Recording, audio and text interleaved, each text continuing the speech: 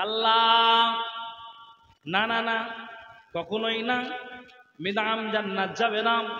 ওয়াল্লাযী নাফসি বিয়াদিহি, সে মহান সত্তার কসম যার হাতে আমার জান রয়েছে, সে মহান সত্তার কসম যার হাতে আমার জীবন রয়েছে, সে মহান সত্তার কসম যার হাতে আমার আত্মা রয়েছে, সে মহান সত্তার কসম যার হাতে আমার প্রাণ রয়েছে, আমি তার কসম খেয়ে বলছি মিদআম কখনো জান্নাত যেতে পারে না। কেন পারে না?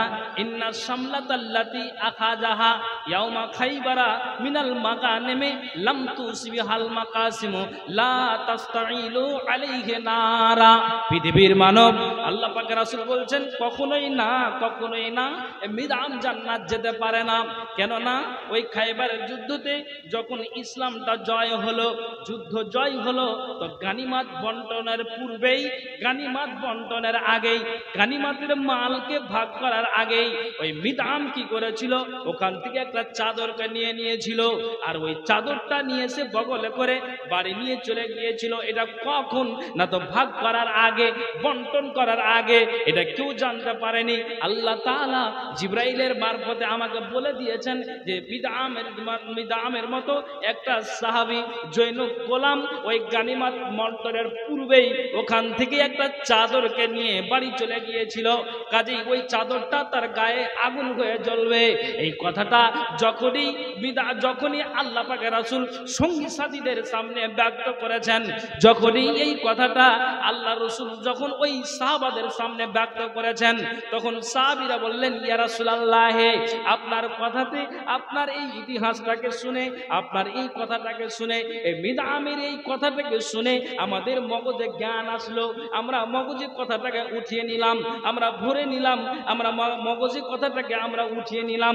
এই জন্য যে আমরা নিজেরা কি করেছিলাম, যে আমরা কেউ জুতার একটা ফিতা, কেউ জুতার দুটো ফিতাকে আমরা নিয়ে, আমরা ওখান থেকে জুতার ফিতাকে আমরা চুপে চাপে আমরাও নিয়েছিলাম। আল্লাহ পাকের রাসূল গো, আপনার এই কথাটা শুনে আমাদেরও জ্ঞান আসলো। তখন তারাও যে নবীজির কাছে ওই জুতার ফিতাকে আল্লাহ রাসূলের কাছে জমা করে দিলেন। নবীজি বলছেন শুনে রাখো, সেরা কুন আউ সেরা কান মিন নার, এগুলো জুতা ছিল আগুনের জুতা, এ ফিতা ছিল আগুনের ফিতা। কি বুঝতে পারলেন? একবার রাসূল বললেন এই চাদর তার গায়ে আগুন হয়ে জ্বলবে। এরা তো বলছে রে সুবহানাল্লাহ, আমাদের এখন জ্ঞান করা উচিত, আমরাও তো জুতার একটা দুটা করে ফিতা নিয়েছি, এটাও তো আমাদের অপরাধ। সঙ্গে সঙ্গে রাসূলের কাছে জমা করে দিলেন। নবীজি জবাব কি দিলেন? এই ফিতাগুলো ছিল আগুনের ফিতা। তাহলে আমি আপনাকে বলবো যে একবার শোনার পরে, রাসূলের কথাকে শোনার পরে তারা মগজে জ্ঞান করলেন, উঠিয়ে নিলেন, কথাকে মগজে ভরে নিলেন, জাহান্নাম থেকে নিজেকে বাঁচিয়ে নিলেন। আপনি কখন বাঁচবেন? আপনি হারাম খান, আপনি বলবেন না খাই না। তাহলে কতদিন দেখি আরে ঈদের দিন নামাজ পড়ে বের হয়েছে, বুঝলেন? আল্লাহর কসম খেয়ে বলছি, যদি মিথ্যা কথা বলি, আল্লাহর কসম খেয়ে বলছি, ও নামাজ, ঈদের নামাজ পড়তে গেছে, বুঝলেন, আগা কাতারে বিড়ির মুঠা রেখেছে, বিড়ির মুঠাকে রেখেছে, তারপর ও গ্যাসলাইট আর বিড়ির মুঠাকে রেখেছে, তো ও নিয়ে যেতে ভুলে গেছে। আর আমারই চোখে পড়েছে, যে মুলি সাহেব জালসাতে বলবে, আমারই চোখে পড়েছে, ও কি আর শরমে আসবে? সুবহানাল্লাহ। তাহলে বলুন, আপনি হারাম খান, আপনার মগজে কখন উঠবে? আপনি হারাম পোশাক পরেন, আপনার মগজে কখন উঠবে? একবার বলার পরে মগজে জ্ঞান করলেন যে না, এটা আমাদের অপরাধ। আপনার জ্ঞান কখন হবে? বানি আদম, আপনি মগজে উঠান, আপনি জ্ঞান করুন, আপনি মাথায় উঠান যে হ্যাঁ আমরা কোন জায়গাতে দাঁড়িয়ে আছি, কোন প্ল্যাটফর্মে দাঁড়িয়ে আছি।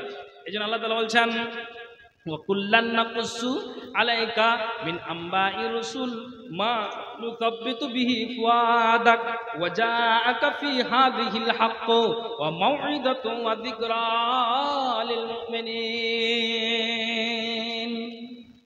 জি, এই জন্য আল্লাহ তাআলা বলছেন, তাহলে আমাদেরকে সেই ইতিহাসগুলোকে শুনে আমাদের আপনাদের মগজে উঠিয়ে নিতে হবে, জ্ঞান করতে হবে, তাহলে আমরা পরিত্রাণ নচেত নই।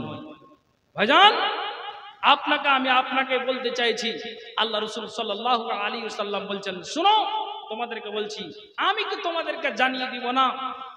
কি জানিয়ে দিব না? আলা উখবিরুকুম বিআফজালি আমালিকুম, আমি তোমাদেরকে যে উত্তম আমল বলে দিব না? কেমন উত্তম আমল? রাসূল বলছেন ইনফাকে যাহাবে ওয়াল ওয়ারাকে, স্বর্ণ মুদ্রা ব্যয় করা আর দুশমনের সাথে মোকাবিলা করা এর চাইতেও উত্তম আমল।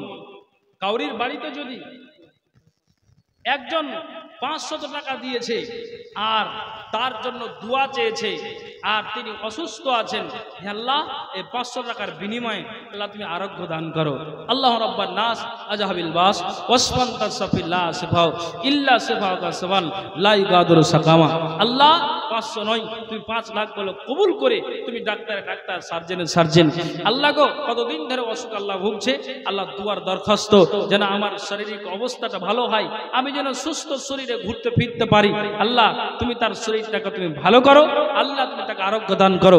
আল্লাহুম্মা আমিন, আল্লাহুম্মা আমিন বিরহমাতিকা ইয়া আরহামার রাহিমিন। তো ভাইজান, যেটা আমি আপনাদেরকে বলতে চেয়েছিলাম সেটা কি, যা আপনি বলুন তো। আল্লাহ পাক রাসূল বলছেন আমি কি তোমাদেরকে উত্তম আমলটা বলে দিব না? কেমন উত্তম আমল? যেই স্বর্ণ রূপা ব্যয় করা আর দুশমনের সাথে মোকাবেলা করার চাইতেও উত্তম। কেমন দুশমনের চাইতে মোকাবেলা করার চাইতে উত্তম? আমি আপনাকে বলি, বদরের প্রান্তে 3টা পালোয়ান নেমেছিল, আলী, হামজা, ওবায়দা বিন হারেস। আলী লড়াই করতে করতে একটা কাফেরকে কাতাল করে দোজক পাঠিয়ে দেয়। হামজাও তিনি কি করলেন, একটা কাফেরকে কাতাল করে তাকে দোজক পাঠিয়ে দেওয়া হলো। এবার ওবায়দা বিন হারেস তিনি লড়াই করছেন, আর লড়াই করতে করতে করতে করতে ওই কাফের সুযোগ পেয়ে ওবায়দা বিন হারিসকে তিনি আপনার জন্য শরীরে তার আঘাত করেছে। আর যেমনই আঘাত করেছে সঙ্গে সঙ্গে ওবায়দা বিন হারিস জমিনে পড়ে গিয়েছে। ওখান থেকে নবীজির দরবারে নিয়ে যাওয়া হলো। আল্লাহ পাকের রাসূলের কাছে যখন নিয়ে যাওয়া হলো তখন সঙ্গে সঙ্গে ওবায়দা বিন হারিসের নবীজি আল্লাহ পাকের রাসূল তিনি নিজেই ধুলাগুলিকে ঝেড়ে দিলেন। আল্লাহ পাকের রাসূল তিনি নিজের মুখমণ্ডলকে ধৌত করে দিলেন। আর দেওয়ার পরে নবীজিকে বলছেন ইয়া রাসূলুল্লাহ, ইয়া হাবিবাল্লাহ, আল্লাহ পাকের রাসূল ইসলামকে বাঁচানোর জন্য, কোরআনকে বাঁচানোর জন্য আমি কি করেছি, একটা কাফেরের সাথে টক্কর দিতে দিতে আমি একটা কাফেরের সাথে লড়াই করে তাকে আমি যেন কাতাল করে দোজক পাঠিয়ে দিয়েছি। নবীজি গো আপনি বলেন তো আমি কি শহীদের দরজাটা পেয়েছি কিনা?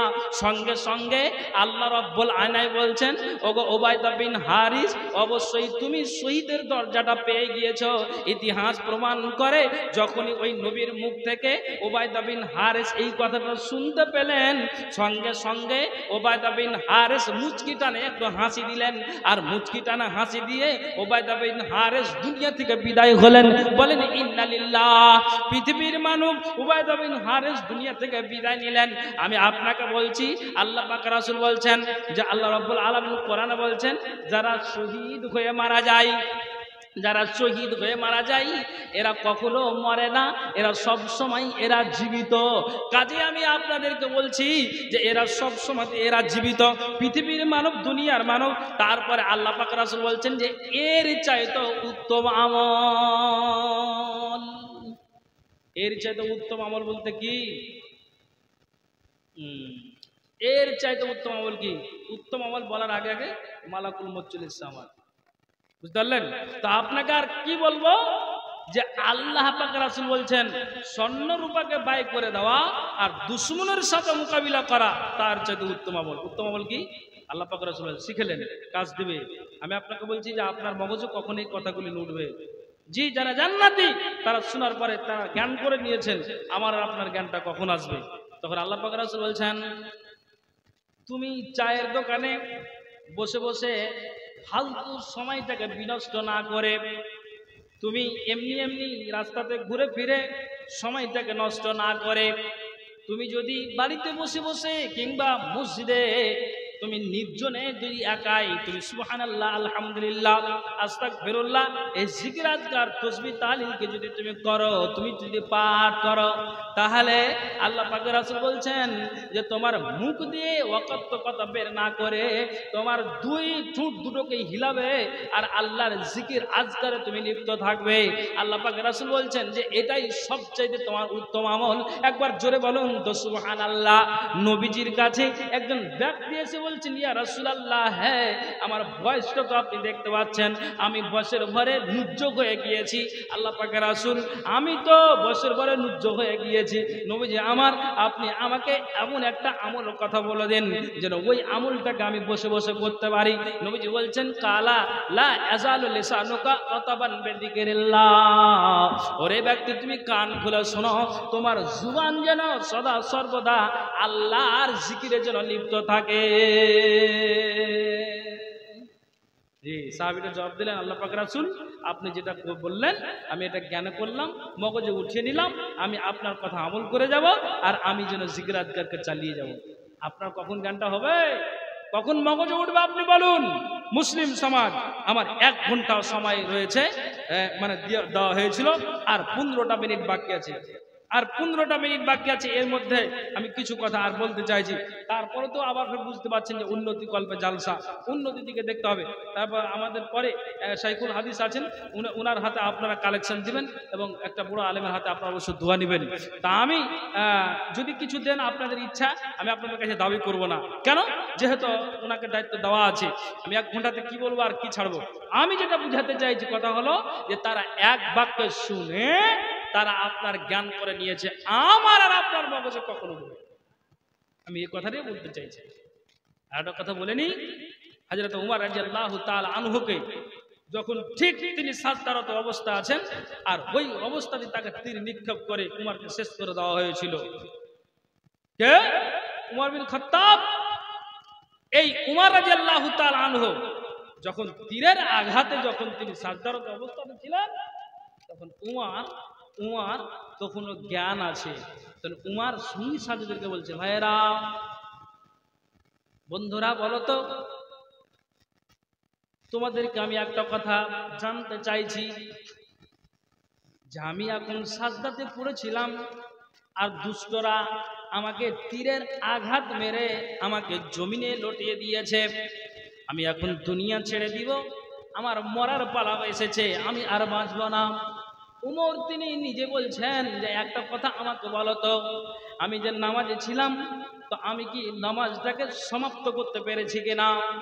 কেননা উমর তিনি নিজে বলছেন আল্লাহু আকবার, আমি উমর যদি এই আল্লাহর কাছে আমার যদি এই নামাজটা অসমাপ্ত হয়ে যায়, অসমাপ্ত যদি থেকে যায়, তাহলে কিয়ামতের দিন এই উমরকে আসামির কাঠ গড়াতে দাঁড় হতে হবে। তাহলে আপনি জ্ঞান করেন তো যে আল্লাহ তাআলা হযরত উমরের কথা বলেছেন যে তুমি অবশ্যই 2য় নম্বরে জান্নাতে যাবে। উমর তিনি নিজে বলছেন যে আল্লাহু আকবার, যেদিন থেকে আমি আল্লাহ এবং আল্লাহ রাসূলের দ্বীনকে মেনে নিয়েছি, আল্লাহর কোরআনকে মেনে নিয়েছি, আমি নবীজির হাদিসকে যেদিন থেকে মেনে নিয়েছি, সেদিন থেকে নিয়ে আমি হযরত উমর আমি আমার দেহটাকে আমল দিয়ে আমি সাজিয়েছি। আমি যাকাতের মাধ্যম দিয়ে, দান খায়রাতের মাধ্যম দিয়ে, নফল সালাতের মাধ্যম দিয়ে, তাহাজ্জুদের নামাজ দিয়ে, সিয়ামের মাধ্যম দিয়ে, আমি এক কথায় যতগুলি শরীয়তে আহকাম আছে, বিধান রয়েছে, আমি সমস্ত বিধানকে মেনে আমি আমার দেহটাকে আমলে পরিণত করেছি, আমল দিয়ে আমি সাজিয়েছি।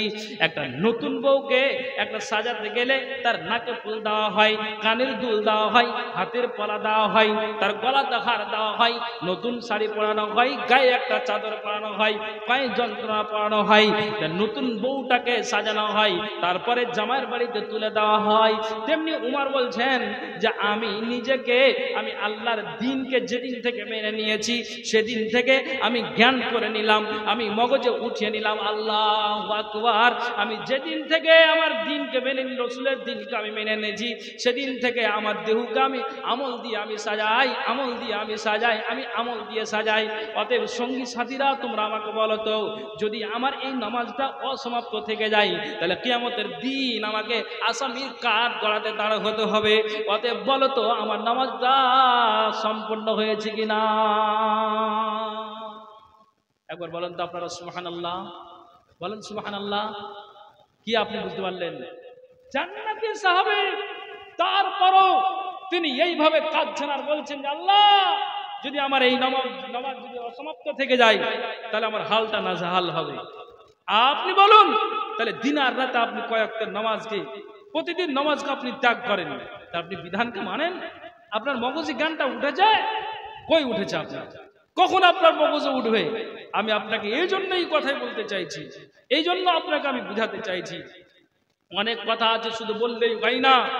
আমি আপনাকে বলতে চাইছি ইতিহাসগুলোকে শুনে